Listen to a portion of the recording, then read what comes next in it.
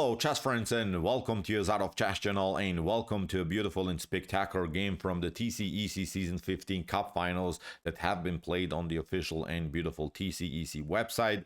We have here again the battle of the two most powerful chess engines in the world between Stockfish 17 and the LC0. After 22 rounds they played in this super final, in this grand final, Stockfish won with a clear result, I would say. After 22 rounds, Stockfish gained 12.5 points. On the other hand, LC0 gained only 9.5 points. So it was a +3 result in such a small amount of games that they played, I would say, because they didn't play such a big grand final. In the other competitions, the engines are playing 100, even 1,000 games.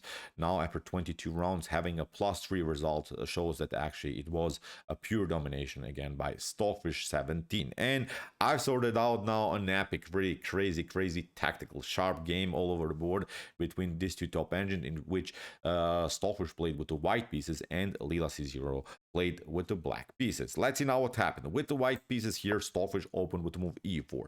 Leela's response was d6, the Pirc's defense. d4, knight to f6, knight to c3, g6, and after knight to f3, we have the classical variation of the Pirc's defense. Bishop to g7, bishop to g5, h6, bishop to e3, and now c6. Preparing in some lines, of course, to play from Black's perspective, the move b5 and b4.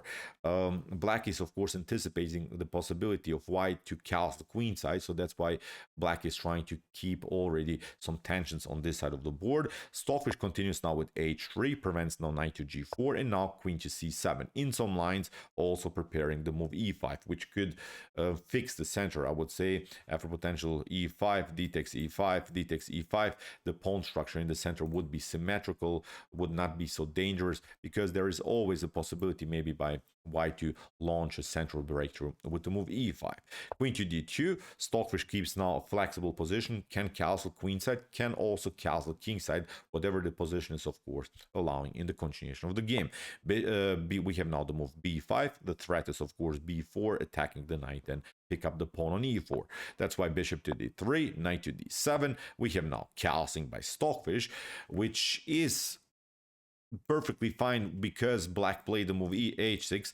It's very hard now for Black to castle kingside, obviously, because you could lose the pawn. So Black is keeping now the king a little bit longer in the center of the board. Bishop to b7, again with similar ideas to battle against this pawn on e4. In some lines, Black is trying to break and enter here with a6, first of all protecting the pawn on b5, and then to launch an attack with c5, and then maybe again b4, deflecting the knight from the defense of this e4 pawn. So it's so far a battle, of course, for the center of the board, and Stockfish plays now a beautiful novelty, a move b4.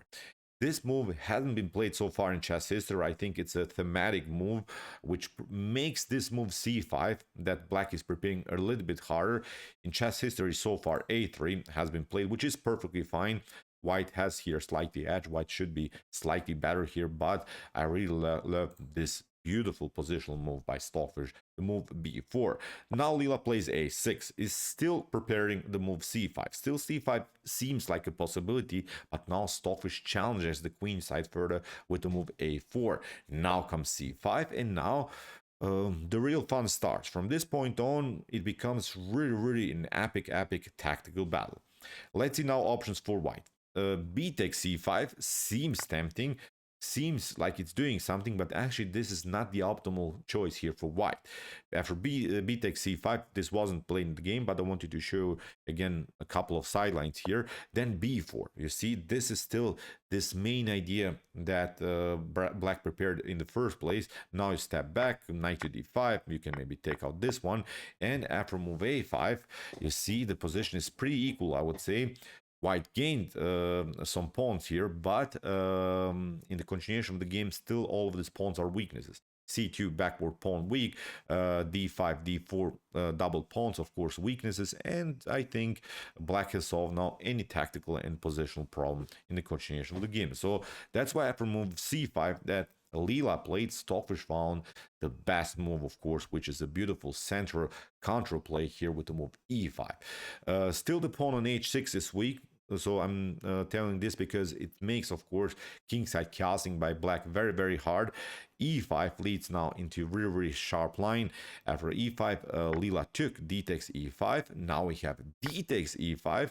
If you play here, for instance, instead of D takes E5, if you play, for instance, c takes d4, from black's perspective, this wouldn't be good. Then it leads now into this line where you lose basically a piece. F takes e3, and black is, of course, completely lost. So after e5 that white played, Leela took, Stockfish took now this one. After knight to e5, we have now knight takes e5, queen, c takes b4, a double attack again. Leela says, okay, I don't have to pick up the knight on e5 immediately. I'll also attack now the knight on c3. If you play queen to e5 immediately, this wouldn't be good because it leads into complications. After something like a takes b5, you could maybe attack now this one, but now there is a beautiful sequence. This wasn't again played in the game, but I wanted to show really how tactically rich this position is. After b takes a6, look at this, you pick up this one, and now you don't even step back with the queen on d2, you just continue to push this pawn here. After a couple moves, rook to a1 can be played, but now you play even queen to c3. The idea is, of course, to deflect the queen from the square b8. For instance, even if rook to f1 happens, if you try this one, then you first deliver a check. Now after king to d8, you first again deliver check, and now you promote the queen, and it would be a stunning checkmate here. You cannot, of course, also here in this lines step back here to this one, because after promotion there's no good escape square for the king. You can cover with the knight, but then again it's an amazing checkmate on the back rank. So see here in this sequence, knight to e5 instead of knight to e5, queen to e5, it wouldn't be so good. So that's why Leela tried this one. C takes b4, Stockfish takes out now, beautiful move. Knight takes b5, queen to e5, we have bishop to f4, queen to c5, everything is pretty much forced now. Knight to c7, the fork against the rook and the king. The king has to step back. Stockfish takes out now, but now Leela plays a beautiful counterattack with queen to c6. Is threatening checkmate here immediately on g2. Stockfish has to now play moves like f3. Leela continues now the pressure with knight to d5, liberates now the long diagonal for the dark square bishop, and it seems so that black has solved at least a couple of tactical problems, because now the king on f8 cannot be endangered, I would say, immediately by white's pieces. Stockfish continues now with knight to c7, wants now to bring the knight back into the game. If you, for instance, try moves like rook from a to d1 to maybe step back with your rook, still it's possible, but then queen to c3, very dangerous. You're trying bishop to h6, then king to g8. Who knows? Maybe this was playable also for white, but now the queen has to step back to trying maybe queen to g5, and maybe when we take out this pawn, it could be... Sorry about that. Then we can pick up maybe this knight. This knight is powerful in the center of the board.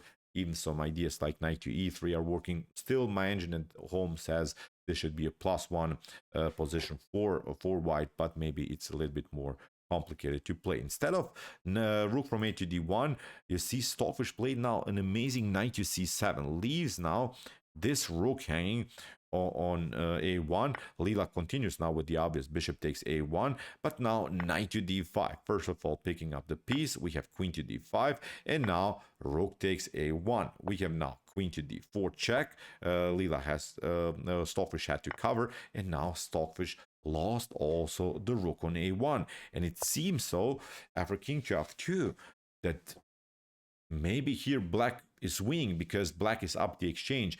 But this was the beauty of this game, that actually Stockfish calculated everything here in the middle game stage, that actually these bishops are much better than the rook and the bishop, because there are several dark square problems that black still has to handle. Also the h6 pawn is weak. Also, what we have to mention, black has also several back rank problems, and the bishop on b7 is a little bit loose. So although up the exchange here for black, but it's hard now to activate all of the pieces. The king on f2 by white is, I would say, not immediately threatened. There is no more a dark square bishop for black. So from this point on, it becomes, I would say, really one-way ticket for white, but you have to now prove your point in this tactical sequence. So what should black do? I've analyzed now in this position a couple of sidelines. For instance, if you try queen to f6 here to step back with the queen, then obviously bishop to e5 is going to happen. You're trying maybe a check, g3. You can pick up now this one, but now after a couple of checks that black can maybe play, look at this. It leads now into a checkmate sequence, so it's again game over here for black. White doesn't have to even go for this rook. There is always this threat to include now the dark square bishop, but you don't want to take out the rook because then maybe black can equalize with the potential f6 locking out now the bishop. But you see in this sequence it would be game over. For instance, instead of here playing moves with the queen, if you try f6 to block this diagonal, then again it's not working because a new check will happen. If you go here to a light square, then again bishop to c4, you can cover. But now after a couple more moves, look at this, you would reach this beautiful checkmate pattern with the queen and bishop's activity. So too much pressure. Although, as I said, you are up the exchange, but you cannot really include your rook on here in the corner on h8. You cannot include it into the game. That's why after king to f2, Leela tried here, instead of queen to f6, tried queen to g7. Stockfish plays now queen to b6. Now bishop to e5 would not be so dangerous because of f6, obviously. So that's why Stockfish had to find a different idea. And as I mentioned also previously, the bishop on b7 is now a little bit loose, and there is now also this dangerous check on d8. So that's why Leela tried queen to f6. Stockfish delivers now this check. We have now king to g7, here queen to c7, and now what should you do? If you try, for instance, king to h7 in this position to finally get your rook into the game, then bishop to e5, you can maybe again deliver a couple of checks, but now we pick up this rook, and then when we pick up the bishop, it's again, I would say, completely winning position here for Stockfish. So after queen to c7, that Stockfish played, Leela tried to battle with rook to c8. Stockfish simply grabbed the piece. Leela, of course, grabs also the bishop on f4, but now the rook is hanging, and again, Stockfish won a piece. But now it is a little bit different because Leela has this idea. First of all, delivering a check, Stockfish had to cover, new check, and now Leela tried to do something here on this side of the board, but obviously it's not enough. Stockfish tried to trade off the pieces. Leela delivered a check, and now Leela grabs the pawn on a4. And again, in human level, I would say many of us would mess up this position, maybe with the white pieces, but my Stockfish engine at home evaluates this position as +3 almost here. So if you play the game correctly with the piece up, obviously white should be winning. But okay, let's see now how Stockfish made progress here. Queen to d4 check. We have king to h7, h4, trying to do something here. h5, maybe trying to somehow weaken the structure in front of the king, and then finally include also the bishop into the attack. We have now e6. Now comes this idea, h5. We have g takes h5, but now you see there are several weaknesses here in front of black's king, and Stockfish plays now a calm king to e2, queen to a2, queen to f6. We have now queen to d5. Stockfish grabs now a new pawn. We have a new check by Leela, and now queen to a7. Trying to do, of course, something here on this side of the board. Black has this supported pass pawn now, but we have to say black's king is also endangered. Obviously, Stockfish delivers a new check, plays now bishop to g6, new check, and now a beautiful check again. You have to now go to the 7th rank, and now bishop to f7. Stockfish grabs another pawn. Obviously, you cannot take because of the problem of queen to h7. Picking up the queen on the 7th rank. Beautiful tactic here by Stockfish after bishop to f7. Leela tried again to include somehow the queen into the game, but now a new check. We have now king to h3. We have queen to e1, and now Stockfish grabs another pawn. Leela played king to f5. You can, of course, deliver some checks here, but after king to g3, queen to e1, king to g4, you don't have any more good checks, so that's why it's not working. After bishop to h5, we have now king to f5, new check by Stockfish, again a new check, and now here you cannot take the bishop on h5 because g4 would be a beautiful checkmate with a pawn and queen's activity. After queen to g7, we have king to f4, new check, Stockfish plays now new check, and finally trades off the queens, plays now a very important bishop to e8, stops now the potential progress of the pawn here on the a file. Leela tried to battle, but now bishop to a4 blocks out everything, is also protecting the pawn on c2. Stockfish pushes the pawn further, and after a couple more moves, Leela c0 resigned here. So f5, obviously winning here, nothing can be done. Completely winning position here for Stockfish 17. So great game, great middle game tactical sequence where it seemed so that something went wrong for Stockfish because Stockfish was down the exchange, but you see how brutal these engines are in their calculations. Stockfish said, okay, you can have some pieces, but you cannot really activate them, and that's the beauty about this AI chess that I really love to cover here on my YouTube chess channel. So, okay, I hope that you enjoyed this game. I really enjoyed it a lot. Epic attack again by the most powerful chess engine in the world by Stockfish 17. Congratulations again to the developers of the Stockfish engine. They have simply the best product when it comes to AI chess. Stockfish is dominating the world again, and don't forget about it, the new TCEC season 28 is also going on now on the official TCEC website.